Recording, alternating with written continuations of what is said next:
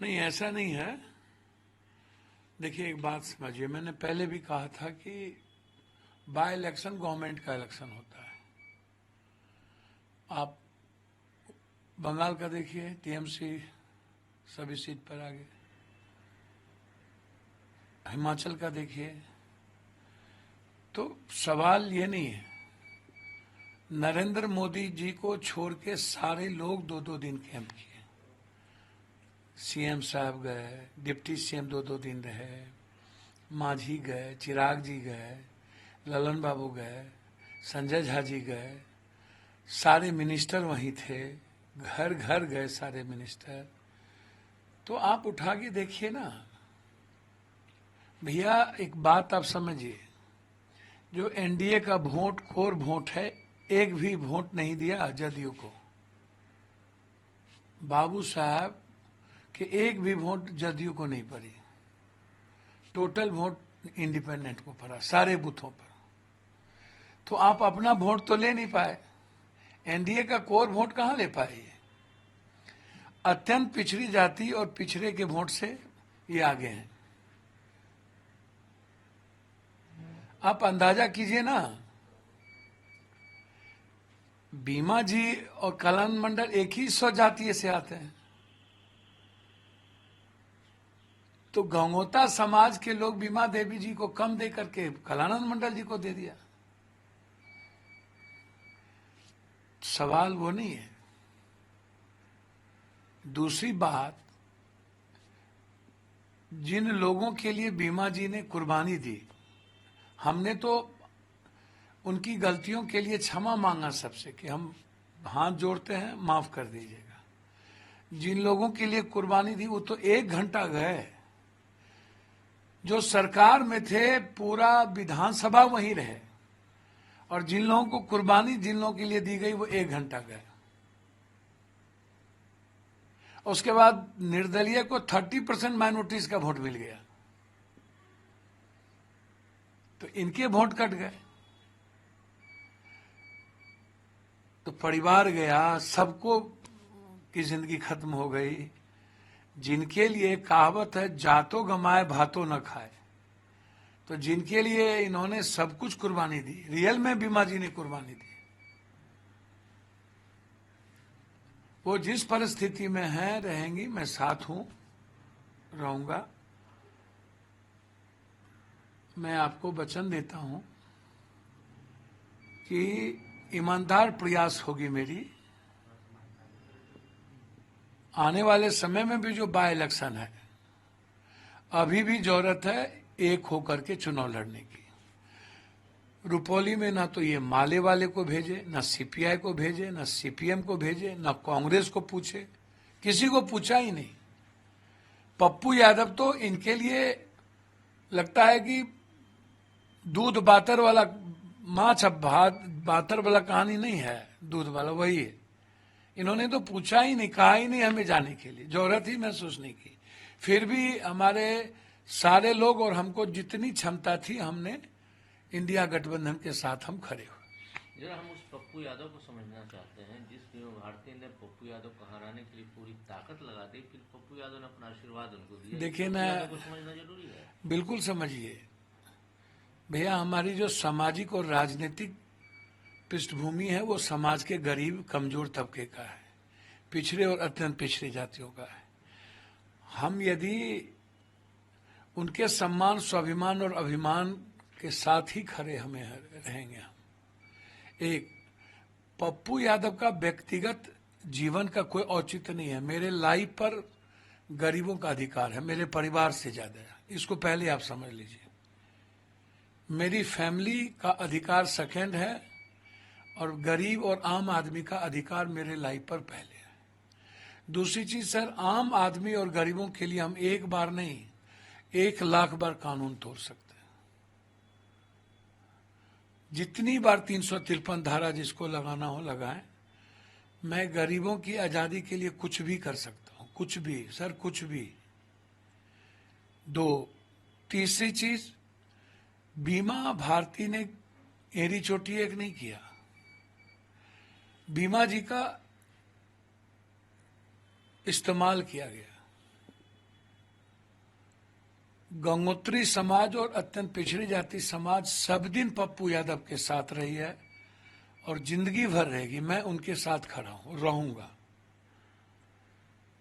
मैं जात पात नहीं करता हूं, ना मैं करूंगा, लेकिन उस समाज के साथ बिल्कुल दिल दिमाग से खड़ा रहूंगा। इसलिए मेरा व्यक्तिगत जीवन अपना नहीं है, ये समाज का है, आम आदमी का है, गरीबों का है। इसीलिए पप्पू यादव को सीधा समझ लीजिए, मेरी अपनी लाइफ का मतलब नहीं है। मेरा लाइफ पूर्णिया के लिए है, सीमांचल और कोसी के लिए है। 2 साल के अंदर आपको सब कुछ दिखेंगे। पूरी दुनिया, पूरा सिस्टम, पूरी सरकार एक तरफ होगी। मेरा कोसी सीमांचल के विकास और आम आदमी के न्याय और व्यवस्था को मजबूत करने के लिए हम कोई भी काम करेंगे। षड्यंत्र पर षड्यंत्र हो रही है, प्रशासनिक षड्यंत्र किया जा रहा है, मरवाने की साजिश हो रही है, फिर भी पप्पू यादव किसी चीज की परवाह नहीं करेगा। पप्पू यादव वर्सेस ऑल हो जाता है हर बार, चाहे वो बाढ़ का मामला हो, चाहे लॉ एंड ऑर्डर का हो। सर आप एक बात समझिए, पप्पू यादव से हर माफिया, अपराधी, दलाल, भ्रष्टाचारी, शासन, प्रशासन, नेता क्यों खौफ खाता है? क्या कारण है? हम ना किसी से मतलब रखते हैं, ना किसी के व्यक्तिगत जीवन से मतलब रखते हैं, ना किसी की आलोचना करते हैं, ना मैं करूंगा। तो फिर सबके एक होने का क्या मतलब? आप हमको बताइए ना। इसका मतलब है कि सभी लोग अपने पाप, कुकर्म और अपने बेईमानी को पप्पू यादव से ढकना चाहते हैं, बचना चाहते हैं। मैं 2 महीने के अंदर, इस 1 महीने के अंदर एक एक पर्दा में खोलूंगा लोकसभा के भीतर कि पूर्णिया में आदिवासी जमीन की लिखाई पुताई कैसे की गई, उसकी भी जांच जरूरत पड़ेगी सुप्रीम कोर्ट जाएंगे। गरीबों की जमीन में किस किस पदाधिकारी और बड़े माफियाओं का हाथ है, उसमें भी जाएंगे। उस इलाके में कितने पैसे का गमन हुआ है, उसमें भी जाएंगे। मैं चाहता हूं हर परिस्थिति में 40 सालों से जो लोग राजनीति में आए हैं, पदाधिकारी, कोसी सीमांचल में काम किए हैं, बाढ़ के इलाके में, उनके 40 साल 25 साल पहले की संपत्ति और 25 साल बाद की संपत्ति की जांच हो। शुरू पप्पू यादव से और पप्पू यादव के परिवार से हो, सीबीआई ईडी की जांच हो। इस बिहार के लगभग सर सबसे ज्यादा ड्रग्स, स्मैक्स, व्हाइटनर के शिकार हो चुके हैं 80% यूथ, और उसमें सबसे ज्यादा भूमिका नेता, माफिया, पदाधिकारी की है। सर हमसे औरतें आके कहती है बचा लो बेटा,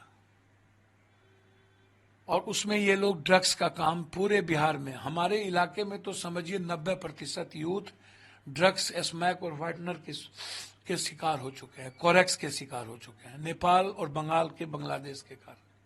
इतनी बुरी स्थिति है सर, आप अंदाजा नहीं कर सकते हैं। पढ़ाई तो खत्म है, शुरू पे है सर। और ये लोग, मैं क्या करूं, इसका पैसा सारे 60-70%, 80% टेंडर का पैसा,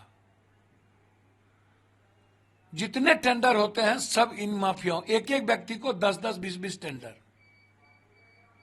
इसकी भी जांच उठाऊंगा हर कीमत पर। जमीन की रजिस्ट्री जो कलेक्टर के बगैर नहीं हो सकती है, वो रजिस्ट्री हुआ है।